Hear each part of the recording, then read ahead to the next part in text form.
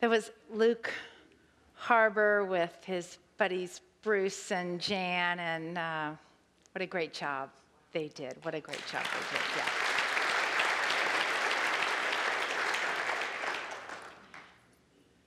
So we begin our Advent series today. It's called Discovering the Christ Within You. Somebody blew the punchline back there. Who said the Christ is within us? You already knew.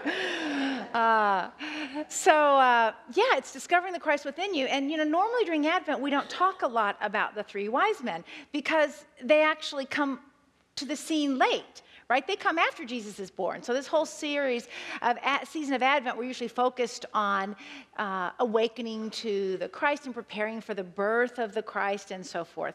But what I've noticed as I went back and did some studying is that the journey of the wise men is really our journey.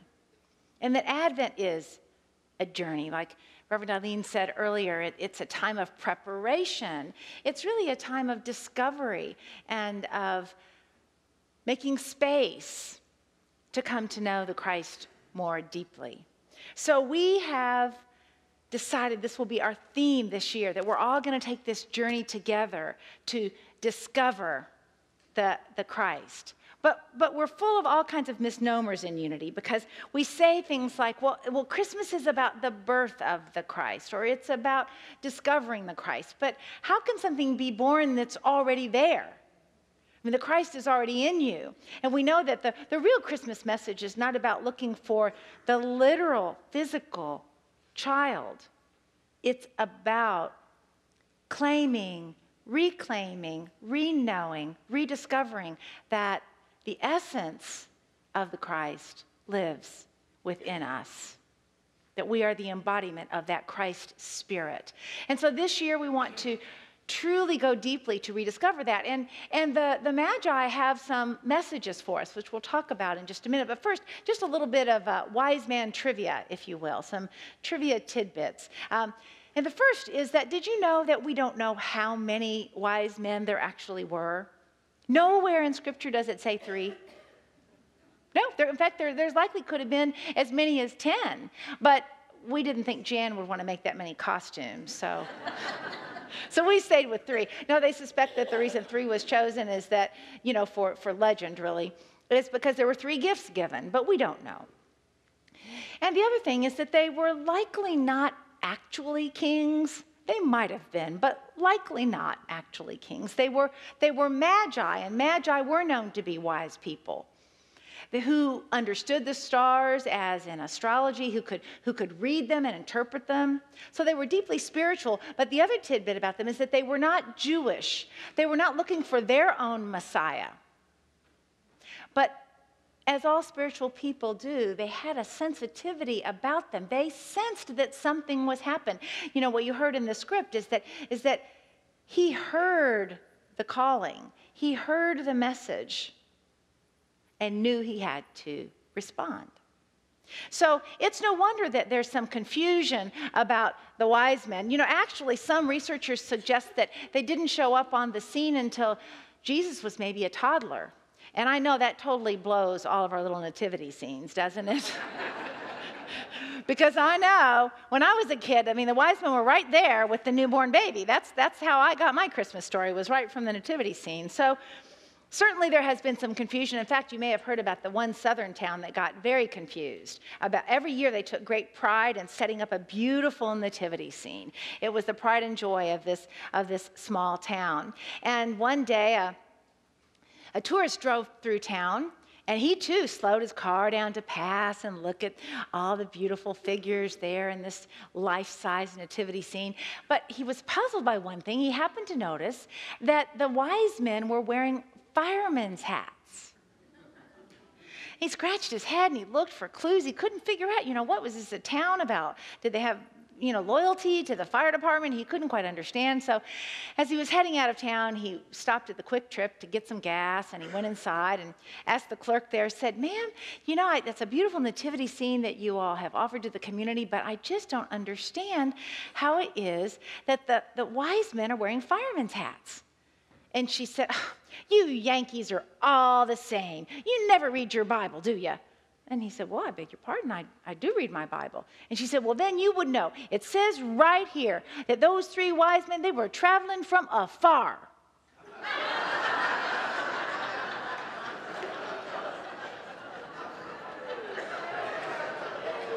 Now, you knew I was going to tell that. You knew I was going to tell that. And so here's my invitation to you. I'm going to tell every wise man joke I can get my fingers on. So you just send them to me, as long as they're, pulpit friendly, right? Church friendly. Send them to me, post them on Facebook, and maybe you'll be the author of the next wise man joke that gets told here at Unity Church of Overland Park, huh? And the way I measure, the more successful the joke, the more groans, right? So the more groans, the more successful the joke. But seriously, we have selected the wise men to travel with them because their journey is our journey. And there's a lot of things that we'll learn over the coming weeks that they can teach us. Let me read to you just the beginning of the passage in the book of Matthew, chapter 2. In the time of King Herod, after Jesus was born in Bethlehem of Judea, wise men from the east, came to Jerusalem. I thought you'd be proud that I knew where the east was. Wise men from the east came to Jerusalem asking, where is the child who has been born King of the Jews? For we observed his star at its rising and have come to pay him homage. Where? The first word that the Magi speak is the word where. And do you know that that's the first word spoken by humans in the book of Matthew? In all of the Christian Bible, the first word spoken by a person was the word where. So it's understandable that the author meant that word to be important. Where do we find this baby? And we know that means where do we find the Christ? And it is in us. You will never be closer to the Christ than you are right now. You will never be more deserving of being a carrier of the Christ than you are right now. That's where it is. The Christ is in you and in every person, no matter what. It's the truth. So the question, where, is a powerful question, but I think the more powerful question actually is, how do I go about finding it? Right? How do I go about reclaiming it? Because you can hear somebody tell you that there's a Christ nature, that there's a divine essence in which you were created, but how do you come to believe that? How do you come to know it and to claim it and to realize that it is the truth of you? And that's what we're going to talk about. So in this story that we're speaking of today, they were following a star. And the star represents the light, the illumination, the wisdom of God being passed through us, right? And the Magi, while they were not Jewish people, they were deeply spiritual people. And so they were accustomed to turning within. They were accustomed to listening deeply, using their power of intuition. And so the first step for you and me as we go about this Christmas season of wanting to really know the Christ more deeply than ever before. And I want to be clear, it is my intention, it is our intention that everyone here at the end of this Christmas season, that you will know more deeply, more surely than ever before, that at the core of you, you are divine. The Christ that Jesus fully embodied, the man that embodied the God self fully, completely, that Christ potential is in everyone. So we're going to rediscover, remember, and reawaken to it together. So the first step in that process is to pray and meditate and listen. To pray and meditate and listen. You know, Advent is a great time for you to beef up your spiritual practice, to take more time in the morning, to center yourself before you go out into the world.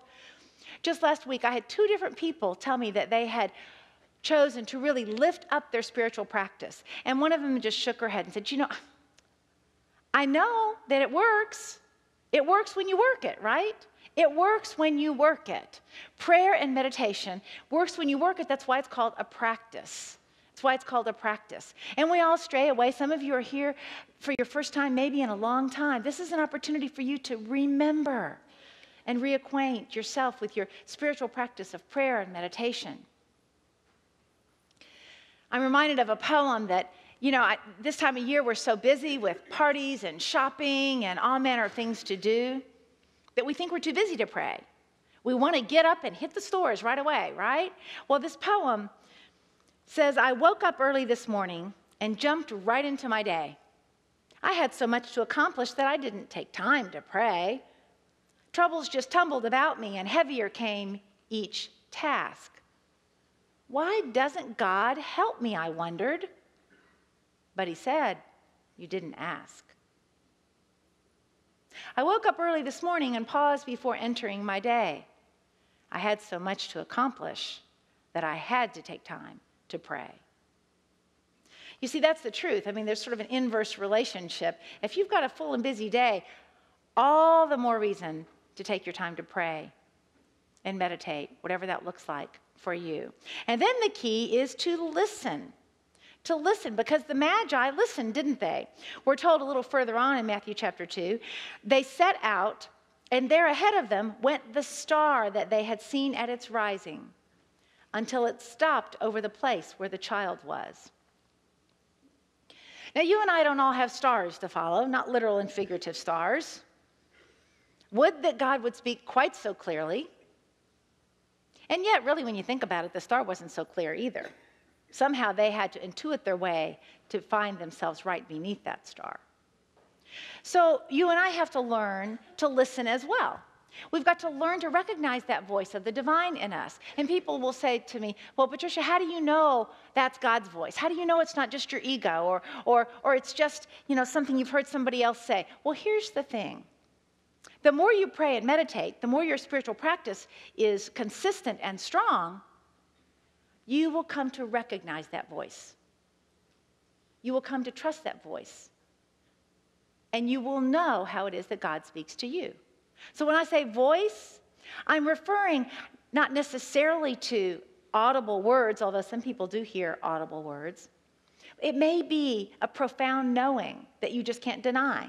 It may be a feeling in your gut, that mark of intuition that's listening, but you have to ask first.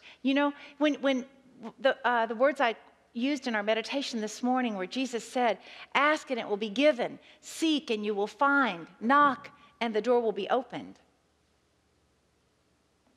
We begin by asking in prayer for guidance, for wisdom, and then listening, and then listening. And the wisdom and guidance that you seek doesn't always come right in that prayer time. It may come hours, days, weeks later. But when it comes, you know. And because your practice is consistent, you're able to trust that wisdom when it comes to you.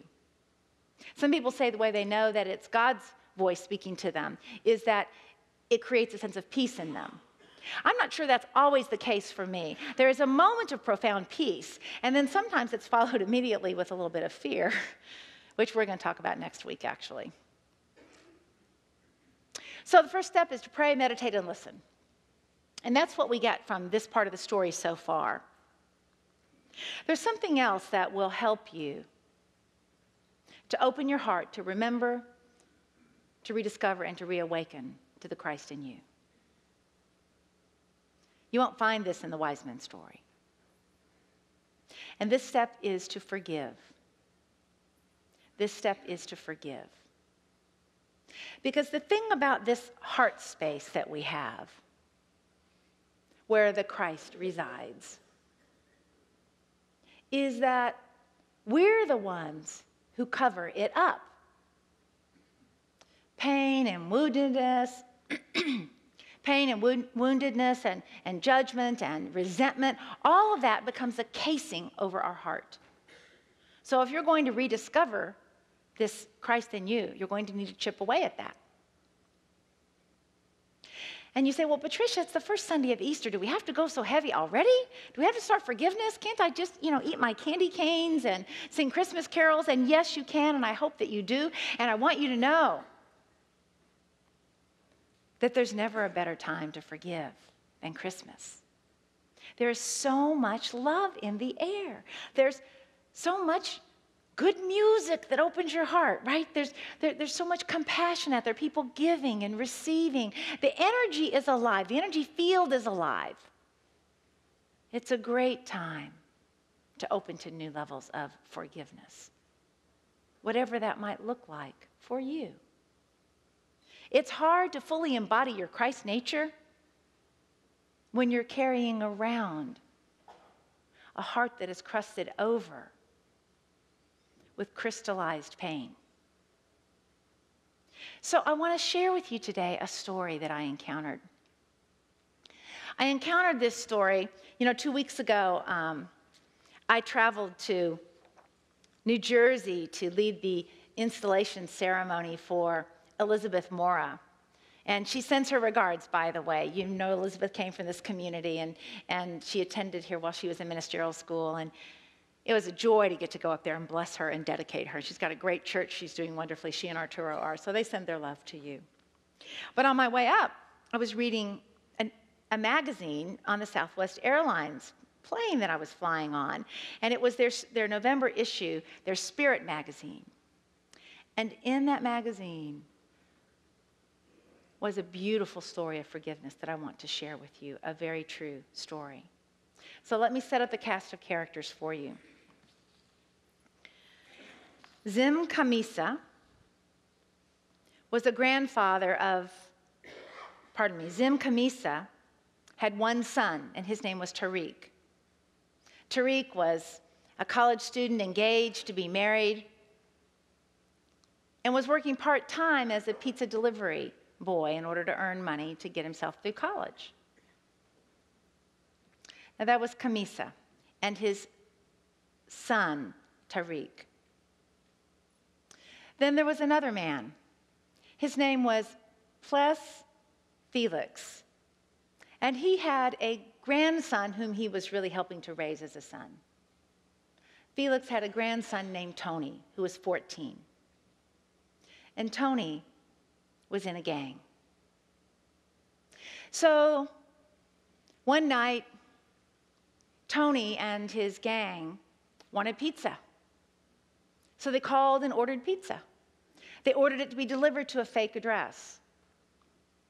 And when Tariq, who was delivering the pizza, came to this fake address, the gang members demanded the pizza without paying for it.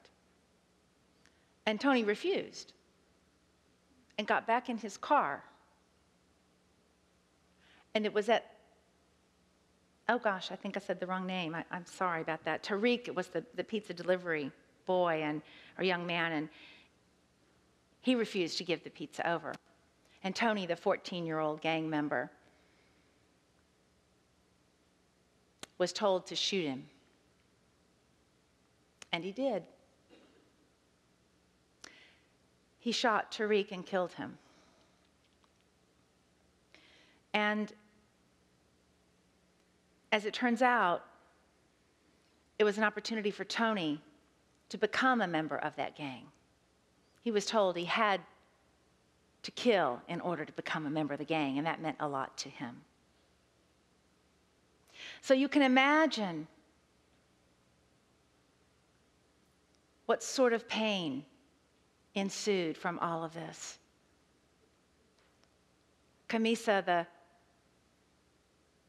the father of his only son, he says the pain was unbearable, and he even considered taking his own life. Now, as I share this story today, I'm aware of what's just happened in our Kansas City community.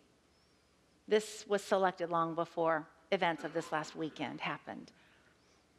And I'm also aware that there are people in the room who've experienced losses and tragedies in your life. So there was Camisa, not even wanting to go on to live himself.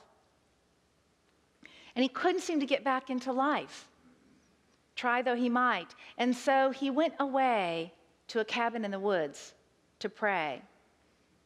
He was Sufi Muslim, and he prayed for guidance to be able to re-enter the world of the living, because at that point he couldn't even work. He was so grief-stricken.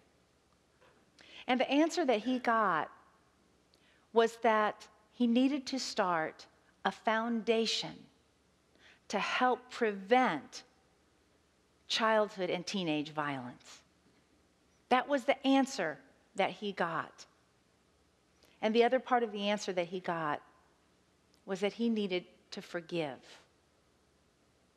Tony and to forgive Tony's family.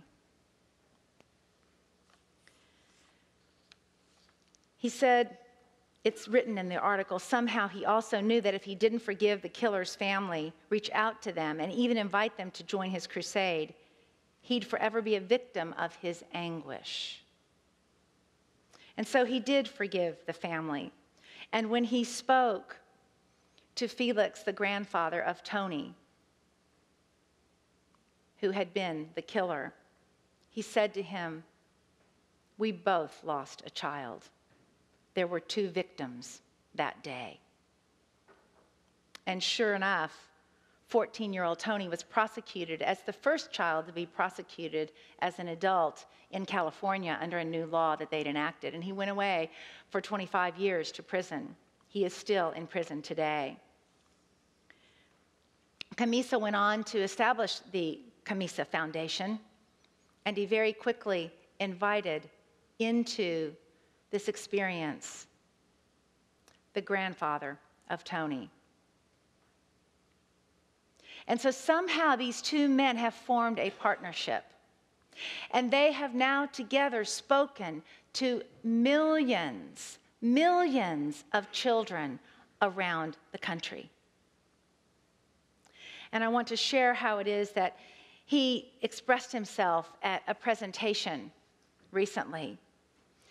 As he spoke to the teens in the room, he said to them, "Tariq is already dead and gone forever.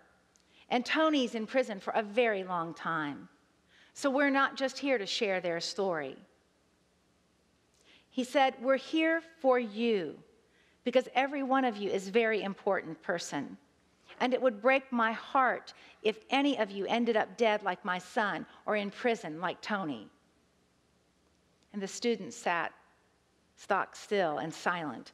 And then he asked them, so how many of you have lost a brother or sister to violence? And about a third of them raised their hand. And then he asked the room, there were several hundred there, he asked them, if you had lost a brother or sister to a violent act, how many of you would want revenge? And almost everyone raised their hand.